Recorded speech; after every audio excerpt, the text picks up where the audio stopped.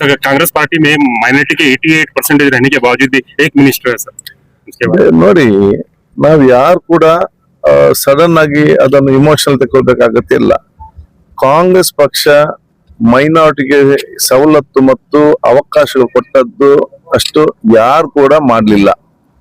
ಬಹಳಷ್ಟು ಸಂದರ್ಭದಲ್ಲಿ ಮೈನಾರಿಟಿಸ್ಗಳು ಬೇರೆ ಪಕ್ಷವನ್ನು ನಂಬಿ ಕೆಲವೊಮ್ಮೆ ನಮ್ ಕೂಡ ಮತ ಹಾಕದೆ ಬೇರೆ ಪಕ್ಷಕ್ಕೆ ಮತ ಹಾಕಿದವರು ಅಧಿಕಾರ ಪಡೆದುಕೊಂಡ ನಂತರ ಕೋಮುವಾದಿ ಪಕ್ಷದ ಜೊತೆ ಹೋಗಿದ್ದಾರೆ.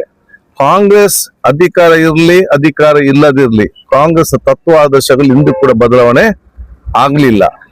ಹಿಂದೆ ಬಹುಶಃ ಈ ಸಲ ಮುಂದೆಲ್ಲ ಕಳೆದ ಇದರಲ್ಲಿ ನಾನು ನನ್ನ ಸ್ಪೀಕರ್ ಆಗಿ ಮಾಡಿದ್ರು. ಒಂದು ಅಲ್ಪಸಂಖ್ಯಾತ ಸಮುದಾಯ ಯುವಕರಿಗೆ ಇಡೀ ಸದನ ನಿಭಾಯಿಸಬಹುದಂದ ಒಂದು ವಿಶ್ವಾಸ ಇಟ್ಟು ಬಹುಶಃ ಸ್ಥಾನ ಕೊಟ್ಟದ್ದೇ ಕಾಂಗ್ರೆಸ್ ಎಲ್ಲಾ ವರ್ಗದವರ ಮೇಲೆ ಇಟ್ಟಂತ ವಿಶ್ವಾಸ ಅಂತ ಹೇಳಲಿಕ್ಕೆ ನಾನು ಇವತ್ತು ಬಯಸ್ತೇನೆ. ಎರಡನೇದಾಗಿ ಇಬ್ಬರಿಗೆ ಕೂಡ ಮಂತ್ರಿ ಸ್ಥಾನ ಕೊಟ್ರು. ಇದೀಗ ಅಧಿಕಾರ ಹಸ್ತಾಂತರಗೊಂಡ ಸಂದರ್ಭದಲ್ಲಿ ಮೊದಲ ಹಂತದಲ್ಲಿ ಬರೀ 14 ಜನರನ್ನು ಮಾತ್ರ ಆಯ್ಕೆ ಮಾಡಿದ್ದಾರೆ. ಅದರಲ್ಲಿ ನಾನು ಹಿಂದೆ ಸ್ಪೀಕರ್ ಆಗಿದ್ದೆ, ನಾನು 5 ಬಾರಿ ಶಾಸಕನಾಗಿದ್ದೇನೆ, 4 ಇಲಾಖೆ ಸಚಿವನಾಗಿದ್ದೇನೆ, ಸಿದ್ದರಾಮಯ್ಯ ನಾಯಕನಾಗಿದ್ದಾನೆ, ಉಪನಾಯಕನಾಗಿದ್ದೇನೆ. ಇದೆಲ್ಲ ಕೂಡ ಮನಗೊಂಡು ನನಗೆ ಮೊದಲ ಎಕ್ಸ್ಪಾನ್ಷನ್ ಅಲ್ಲಿ ಅವಕಾಶ ಮಾಡಿ ಕೊಟ್ಟಿದ್ದಾರೆ. ಇನ್ನು ಕೂಡ ನಮ್ಗೆ 18 ಜನ ಈ ಬಹುಶಃ ಇನ್ನು 34 20 ಇನ್ನು ಮಿನಿಸ್ಟರ್ಗಳು ಹೆಚ್ಚುವರಿಯಾಗಿ ತಗೊಳ್ಲಿಕ್ಕಿದೆ. ಅದರಲ್ಲಿ ಅಲ್ಪಸಂಖ್ಯಾತರಿಗೆ ಬೇಕಾದಂತ ಎಲ್ಲ ಗೌರವ ಇವತ್ತು ಆ ಸ್ಥಾನವನ್ನು ಖಂಡಿತವಾಗಿ ಇವತ್ತು ಕೊಡ್ತಾರೆ. ಈ HK ಪಾಟೀಲ್ ಅವರು ಅತ್ಯಂತ ಗೌರವದ ಹಿರಿಯರು, ಅವರಿಗೆ ಪ್ರಥಮ ಹಂತದಲ್ಲಿ ಸಿಕ್ಕಿದೆಯಾ? ಮಹಾದೇವಪ್ಪನವರು ಅತ್ಯಂತ ಹಿರಿಯರು, ಅವರಿಗೆ ಮೊದಲ ಹಂತದಲ್ಲಿ ಕೊಡ್ಲಿಕ್ಕೆ ಆಗಿದೆಯಾ? ಇದರಲ್ಲಿ ದಿನೇಶ್ ಗುಂಡ್ರಾವ್ ಅವರು ಕರ್ನಾಟಕ ಪ್ರದೇಶ ಕಾಂಗ್ರೆಸ್ಸಿನ ಇವತ್ತು ರಾಜ್ಯದ ಅಧ್ಯಕ್ಷರಾಗಿದ್ದರು. AICC ಕಾರ್ಯದರ್ಶಿ ಆಗಿ ಪಾಂಡಿಚೇರಿ ತಮಿಳುನಾಡಿನಲ್ಲಿ ಇನ್ಚಾರ್ಜ್ ಆಗಿದ್ರು. ಆರೋಗ್ಯ ಸಚಿವರಾಗಿ ಉತ್ತಮ ಕೆಲಸ ಮಾಡಿದ್ರು. ಎಂದು ಕೂಡ ಎಲ್ಲಿ ಕೂಡ ಪಕ್ಷದ ನಿಷ್ಠೆಗೆ ದ್ರೋಹ ಆಗ್ಲಿಲ್ಲ ಅಂತ ಎಲ್ಲಿ ಕೂಡ ಕಂಪ್ಲೇಂಟ್ ಕೂಡ ಏನು ಇಲ್ಲ. ಅವರಿಗೆ ಇವತ್ತು ಸಿಕ್ಲಿಕ್ಕೆ ಆಗಿದೆಯಾ? ಎಷ್ಟು ಸೀನಿಯರ್ ನಗಲಿಗೆ ಇವತ್ತು ಕೊಡ್ಲಿಕ್ಕೆ ಆಗ್ಲಿಲ್ಲ? ಅವ್ರು ಯಾಕೆ ಮಾತಾಡೋದಿಲ್ಲ? ಅವ್ರು ಯಾಕೆ ಬೊಬ್ಬೆ ಹಾಕುದಿಲ್ಲ? ನೋಡಿ, ಕಾಂಗ್ರೆಸ್ ಸರ್ವರಿಗೂ ಕೂಡ ಸದಾವಕಾಶನ ಕೊಡ್ತೇವೆ. ನಾವು ಪ್ರಾಮಾಣಿಕತೆ ಮತ್ತು ಬದ್ಧತೆಯಿಂದ ನಿಷ್ಠೆಯಿಂದ ನಾವು ಇರುವಂತ ಕೆಲಸ ಇವತ್ತು ನಾವು ಮಾಡಬೇಕು. ಮತ್ತು ನಮ್ಮ ಸಮುದಾಯ ಮೇಲೆ ಇಟ್ಟಂತ ವಿಶ್ವಾಸ ನಾವು ಜಾಸ್ತಿ ಮಾಡಬೇಕು. ಇವರು ನಂಬಲಿಕ್ಕೆ ಸಾಧ್ಯ ಇಲ್ಲದಂತ ಪರಿಸ್ಥಿತಿಯನ್ನು ನಾವು ಯಾರು ಕೂಡ ಮಾಡಬಾರ್ದು. ನಮ್ಮ ಕಾಲಘಟ್ಟ ನಾವು ಎಲ್ಲಿದ್ದೇವೆ? ನನಗೆ MLA ಬೇಡ, ನನಗೆ ಮಂತ್ರಿ, ನನಗೆ ಏನು ಬೇಡ, ನನಗೆ ಬಿಜೆಪಿ ಸೋಲಿಸಬೇಕು, ಅದು ನಮ್ಮ ಮುಖ್ಯ ಗುರಿ ಇವತ್ತು ಆಗಿರ್ಬೇಕು. ನನಗೆ ಮಂತ್ರಿ ಸ್ಥಾನ ಬೇಡ, ನನಗೆ ಶಾಸಕ ಸ್ಥಾನ ಬೇಡ, ನಾನು ತಯಾರಿದ್ದೇನೆ, ನನಗೆ ಬಿಜೆಪಿ ಸೋಲ್ಬೇಕು. ಯಾಕೆ? ಬಿಜೆಪಿ ನಮ್ಗೆ ಮಾತ್ರ ಅಲ್ಲ, ಇಡೀ ದೇಶಕ್ಕೆ ಮಾರಕ. ಅದು ನಮ್ಮ ಮುಖ್ಯ ಗುರಿ, ಅದು ನಮ್ಮ ನಿಯತ್ತಾಗಿರ್ಬೇಕು. ಮತ್ತೆ ಸಿಕ್ಕಿದ್ರೆ ದೇವರು ಆಟೋಮ್ಯಾಟಿಕ್ ಅದನ್ನು ಕೊಡ್ತಾರೆ, ಪಕ್ಷ ಕೊಡ್ತದೆ. ಪಕ್ಷಕ್ಕಾಗಿ ಪ್ರಾಮಾಣಿಕತೆ, ನಿಷ್ಠೆ, ಬದ್ಧತೆ, ಪಕ್ಷದ ಕಷ್ಟದ ಕಾಲ ಇದ್ದಂತ ಸಂದರ್ಭ ಚುನಾವಣೆ ಎದುರಿಸುವ ಕಾಲಘಟ್ಟದಲ್ಲಿ ಬಿಜೆಪಿಯನ್ನು ಸೋಲಿಕ್ಕೆ ಪಕ್ಷದ ಪರವಾಗಿ ನಿಂತು ನಾವು ಹೋರಾಟ ಮಾಡಬೇಕು. ಅದು ನಮ್ಮ ಪ್ರಾಮಾಣಿಕತೆ, ಬದ್ಧತೆ ಮತ್ತು ವ್ಯಕ್ತಿತ್ವ, ಅದು ನಮ್ಮ ಸಮುದಾಯಕ್ಕೆ ಸಿಕ್ಕುವಂತ ಗೌರವ ಅಂತ ಹೇಳಿಕ್ಕೆ ಬಯಸ್ತೇನೆ. ಸೊ ಮುಂದಿನ ದಿನಗಳಲ್ಲಿ ಅಲ್ಪಸಂಖ್ಯಾತ ಬೇಕಾದಂತ ಎಲ್ಲಾ ಸ್ಥಾನಮಾನ ಗೌರವ ಹಿಂದೆ ಕೊಟ್ಟಿದೆ, ಈಗಲೂ ಕೊಡ್ತದೆ, ಇನ್ನು ಮುಂದಕ್ಕೂ ಕೊಡ್ತದೆ. ಅದು ಕಾಂಗ್ರೆಸ್ ಅಲ್ಲದೆ ಬೇರೆ ಯಾರು ಕೂಡ ಕೊಡುದಿಲ್ಲ. ಅದನ್ನ ನೀವು ಅರ್ಥ ಮಾಡಿಕೊಳ್ಬೇಕು. सर इससे पहले आप स्पीकर के तौर पर थे, मिनिस्टर के तौर पर कैसा लगा सर आपको?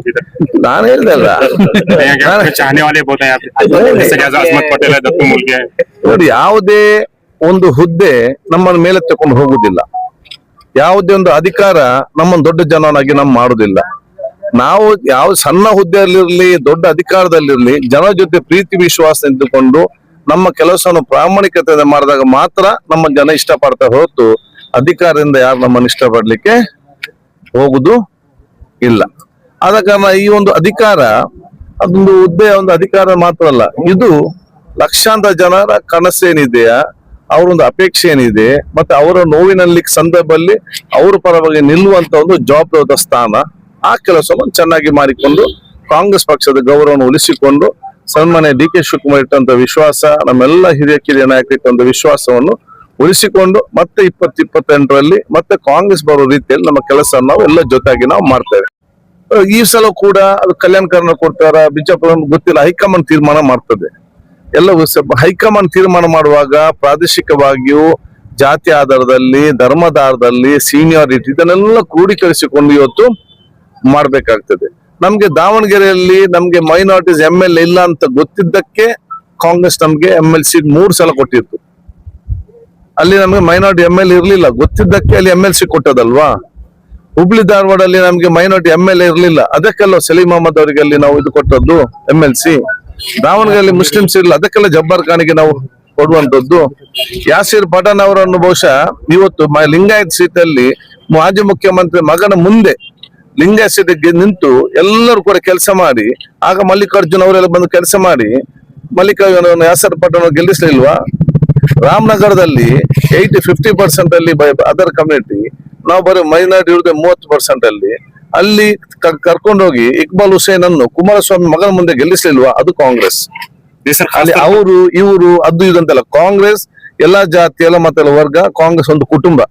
ಯಾರು ನಿಂತರೂ ಕೂಡ ನಾವು ಕಾಂಗ್ರೆಸ್ ಪಕ್ಷಕ್ಕೆ ವೋಟ್ ಆಗ್ಬೇಕು, ಅದು ನಮ್ಮ ನಿಯತ್ತಾಗಿರ್ಬೇಕು. सर खास तौर पर कर्नाटका में गुलबर्गा और बीदर माइनॉरिटी डिस्ट्रिक्ट कहा जाता है सर. खास तौर पर कर्नाटका में गुलबर्गा और बीदर. ನಾನು ಮತ್ತೆ ಹೇಳ್ತೇನೆ, ನೀವು ಮೈನಾರಿಟಿ ಅದು ಇದನ್ನು ಹೇಳಿಕೊಂಡು ಈ ಸುಮ್ಮನೆ ನಮ್ಗೆ ನಷ್ಟ ಅಲ್ಲದೆ ನಿಮ್ಮಿಂದ 1% ಮೈನಾರಿಟಿಗೆ ಲಾಭ ಇಲ್ಲ, ಇದರಿಂದ ನಷ್ಟ. ಇದ್ದವ್ರಿಗೂ ನಮ್ಮನ್ನು ಬಿಟ್ಟು ಹೋಗ್ತಾರೆ. ಮತ್ತೆ ನಾವೆಲ್ಲ ಒಟ್ಟಿಗೆ ಅಂತ ಸೇರಿದ್ರೆ ನಾವು ಸ್ವಲ್ಪ ಬಚಾವ್ ಅಂತ. ಎಕ್ಸ್ಪಾನ್ಷನ್ ಆಗ್ಲಿಲ್ಲ, ಇದಕ್ಕೆ ಇಷ್ಟೇ ಹಾಕಿ ನೀವು ಬೊಬ್ಬೆ ಹಾಕ್ಬೇಕು, ಇಷ್ಟೇನು ಆತುರ ಇದೆ, ಏನಾಗಿದೆ ನಮ್ಗೆ ಮಾತ್ರ ವಾಸದ. ನಾನು ಹೇಳ್ದೇನಲ್ಲ, ಎಸ್ಕೆ ಪಡೆದ ಹಿರಿಯರಿಗಿಲ್ಲ, ಮಹಾದೇವಪ್ಪ ಅಂತ ಹಿರಿಯರಿಗೆ ಸಿಕ್ಲಿಲ್ಲ, ಅವರನ್ನು ಕೂದು ಮಲೆಯಲ್ಲಿ ಬೊಬ್ಬೆ ಹಾಕ್ತಾರ ಇದ್ರಲ್ಲಿ. ಇನ್ನು ಬೊಬ್ಬೆ ಹಾಕೋರು ಯಾರು? ಕಾಂಗ್ರೆಸ್ಗೆ ಓಟ್ ಹಾಕೋದ್ರೆ ಬೊಬ್ಬೆ ಹಾಕುದು, ಓಟ್ ಹಾಕಿದ್ರೆ ಬೊಬ್ಬೆ ಹಾಕೋದು ಕಡಿಮೆ. ಇವತ್ತಲ್ಲ ನಾಳೆ ಏನಾದ್ರು ಸಿಕ್ಬಹುದು ಅಂತ ಹೇಳಿಕೊಂಡು ಇದು ಅಗತ್ಯ ಏನಿದೆ ನಿಮ್ಗೆ? ಕಾಂಗ್ರೆಸ್ ಎಲ್ಲರೂ ಕೂಡ ಸಮಾನತೆಯನ್ನು ನೋಡ್ತದೆ. ಯಾರಿಗೆ ಕೊಡ್ಬೇಕಂತ ಹೇಳಿಕೊಂಡು ಕಾಂಗ್ರೆಸ್ ಹೈಕಮಾಂಡ್ ತೀರ್ಮಾನ ಮಾಡ್ತದೆ.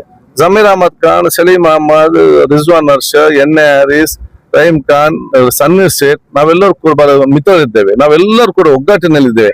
ನೀವು ಬೇರೆ ಬೇರೆ ಮಾಡ್ಲಿಕ್ಕೆ ಪ್ರಯತ್ನ ಮಾಡಬೇಡಿ. ಖರೀದಿಸುವ ಪ್ಲಾನ್ ಇದ್ದೀರಾ?